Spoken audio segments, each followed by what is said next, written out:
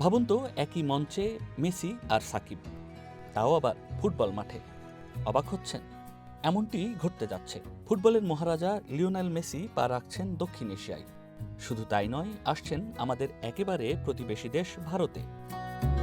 বাংলাদেশের মেসি ভক্তরা তাকে দেখার সুযোগ হয়তো পাচ্ছেন না, তবে বাংলাদেশি ভক্তদের জন্য বিশেষ কিছু করার উদ্যোগ চলছে, আর এটাই হতে পারে বড় চমক। বাংলাদেশের ক্রিকেট লিজেন্ড সাকিব আল হাসানকেও আমন্ত্রণ জানানোর চেষ্টা চলছে মেসির ইভেন্টে।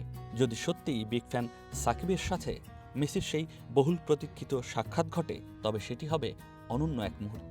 এই ডিসেম্বরে আমি মেসিকে নিয়ে আসছি 13, 14, 15 কলকাতা, দিল্লি, মুম্বাইতে। লিওনেল মেসি অনেক বছর পরে আসছে কলকাতাতে, এবং এটা একটা খুব বড় ট্যুর, কেননা মেসি নর্মালি পার্সোনাল ভিজিট করে না, প্রথমবার করছে। সাকিবুল হাসান যে খুব বড় ফ্যান, মেসির খুব বড় ফ্যান, আমি চারিদিকে পড়েছি, অনেক বড় ফ্যান মেসির। তো আমি চেষ্টা করছি সাকিবুল হাসানকে কলকাতার ইভেন্টটাতে নিয়ে আসতে এবং মেসির সঙ্গে মিট করাতে, এবং সেলিব্রিটি ম্যাচটাতে যদি একটুখানি ওনাকেও খেলানো যায়। ফুটবলও ভালো খেলে, তো সাকিব খুবই ইন্টারেস্টেড এবং এটা আমরা করব। তাই এটা খুব পজিটিভ জিনিস যে আমরা বাংলাদেশের একটা অ্যাঙ্গেল রাখতে চাইছি। সাকিবের এই জিনিসটা একটা বড় ব্যাপার, বিকজ সাকিবের আমিও fan. Shakib Calcutta Knight Riders খেলেছিল। কলকাতার আয়োজকের কণ্ঠেও ধরা দিয়েছে বাংলাদেশে লিওনেল মেসিকে আনতে না পারার বেদনা।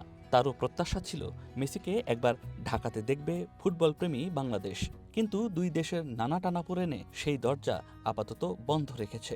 আমি কিছু বাংলাদেশ তো এবারে নিয়ে যেতে পারছি না, কারণ ইলেকশনের জন্য তোমাদের একটুখানি ওখানে অ্যাডমিনিস্ট্রেটিভ পারমিশনের ব্যাপার আছে। তো তাই আমি চেষ্টা করছি যাতে বাংলাদেশের কিছু ফ্যান্সরা যাতে কলকাতাতে যদি একটা কোনো মিট অ্যান্ড গ্রিট করতে পারে। যদি সত্যি ফুটবল মাঠে দুজনকে দেখা যায়, তবে বাংলাদেশি ভক্তদের কাছে এ দৃশ্য যেন হবে এক স্বপ্নের বাস্তবায়ন। হোক না সে ফ্রেন্ডলি ম্যাচ। নয়ন আদিত্য, ওয়ান নিউজ, ঢাকা।